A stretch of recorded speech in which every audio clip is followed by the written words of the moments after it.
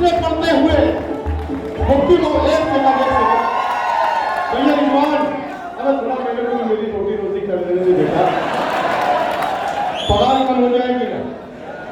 मुफ्ती मोहम्मद इस्माइल कासमी साहब की दुआ सोहेल कि अपनी बर्बादी के जंगल में बसेरा करके तैयार रहे आप, कि अपनी बर्बादी के जंगल में बसेरा करके सो गए चैन से हम घर में अंधेरा करके, और जिस जगह हम पे तेरी पहली मदद उतरी थी हमको पहुंचा दे वही 313 करके।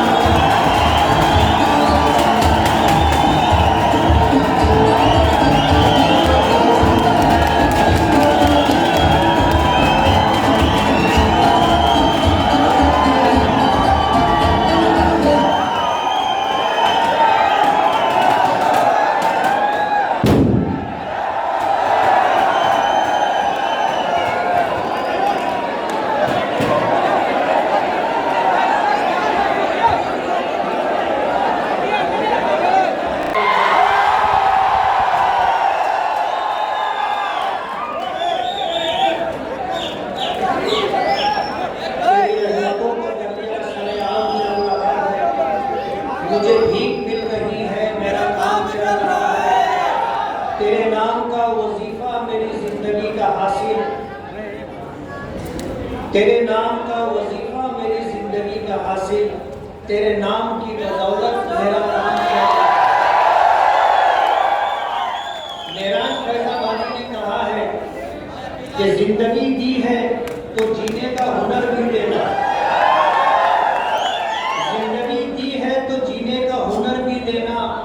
पाँव बख्शे हैं तो तौफीक सफर भी देना, गुफ्तगू तूने सिखाई है, मैं तो गूंगा था, अब जो बोलूंगा तो बातों में असर भी देना।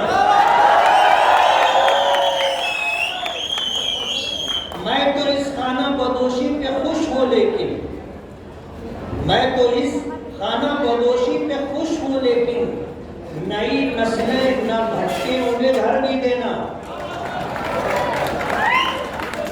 पहला दो शेर तो आपने बारहा सुना होगा, लेकिन मेराज फैजाबादी की गजल का यह तीसरा शेर है जो आज के हमारे इस प्रोग्राम का उन्वान है। आज हम अपने 3 साल का हिसाब देने के लिए खड़े हुए। हमारा सियासी सफर का आगाज 2007 से हुआ था, और आपको मालूम होना चाहिए कि 2007 का वो साल ऐसा था, शेख रशीद साहब 2 मरतबा चुनकर आ चुके थे, उनका दूसरा टर्म चल रहा था, तीसरी मरतबा चुन करके आते तो वो मिनिस्टर बनते।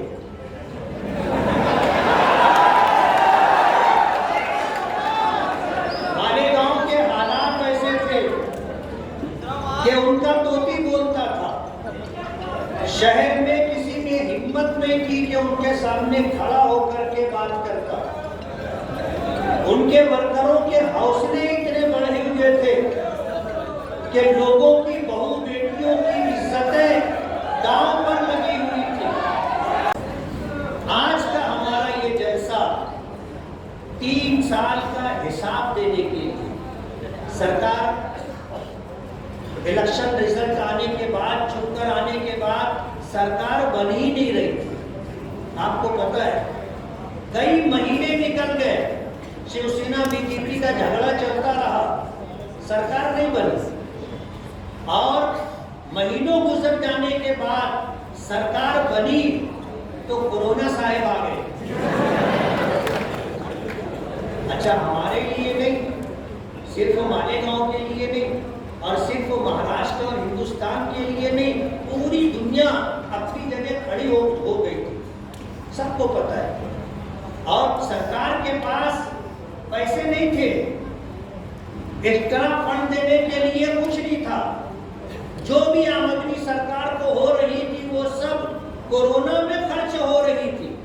हमको भी इस बात का पाबंद किया गया था कि आपको आमदार निधि जो मिल रही है, एमएलए फंड जो मिल रहा है, उसमें से आपको 50 लाख रुपया देना है, जब 2 करोड़ रुपये का बजट था।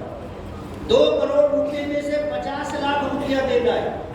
और जब दूसरा साल आया तो फिर हमें पाबंद किया गया कि आपको 1 करोड़ रुपया देना है।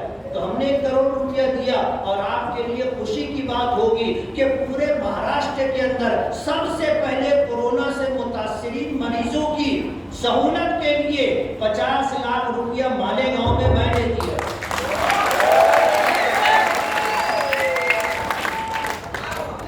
मैंने 5 साल में क्या किया है वो पम्फलेट छपा हुआ है, और आप जाते हुए वो पम्फलेट ले करके जाएं, उसको देखें कि हमने इन 5 सालों के अंदर क्या काम किया है। मैं आपको बताऊं, हमने क्वालिटी में काम किया। और पहला काम हमने इस्लामपुरे में आरसीसी सीमेंट रोड का काम किया। उस रोड के बनने के बाद फिर मालेगांव में अल्हम्दुलिल्लाह बेदारी आई, और अब सीमेंट रोड अच्छा क्वालिटी में बनने लग गया। माजी आमदार शेख आसिफ साहब ने अपने 5 साल दौर में पब्लिक का कोई काम नहीं किया। वो ये कहते थे कि ये रोड गटर की सियासत ये कारपोरेटर की है, कारपोरेशन से जुड़ी हुई है, और एमएलए का काम नहीं है। उन्होंने कोई रोड गटर 5 साल में बनाई नहीं। अपना फंड तालीम के नाम पर उन्होंने दिया, कंप्यूटर बांटे, किताबें बांटी, कापियां बांटी, कितनी बांटी उनको मालूम। और उन्होंने 5 साल में कोई रोड नहीं बनाया। अब जब नहीं है सत्ता में, हार चुके हैं, 10 करोड़ रुपया ला करके उन्होंने शहर में जितने रोड बनाए हैं आप देख लो उन्होंने कहां बनाए। और 10 करोड़ में उन्होंने जितने रोड बनाए हैं, एमएलए रहते हुए अगर 10-10 करोड़ रुपया लाए होते तो मालेगांव के अंदर सारे बड़े रोड बन चुके होते। जब उन्होंने काम नहीं किया, ये तो ऊपर वाले का करम है कि मैं एमएलए हूं, और मेरे रहते हुए मेरे एमएलएशिप के दौरान शहर में इतना काम होगा कि जब साल मेरा टर्म पूरा होगा तो आप देखोगे मालेगांव में कितनी रोड बन चुकी हो। और हमें भी ऐसा लगता है कि शेख रशीद साहब को साइड लाइन करने के लिए ये प्रोग्राम किया गया। क्या बाबा बस करो,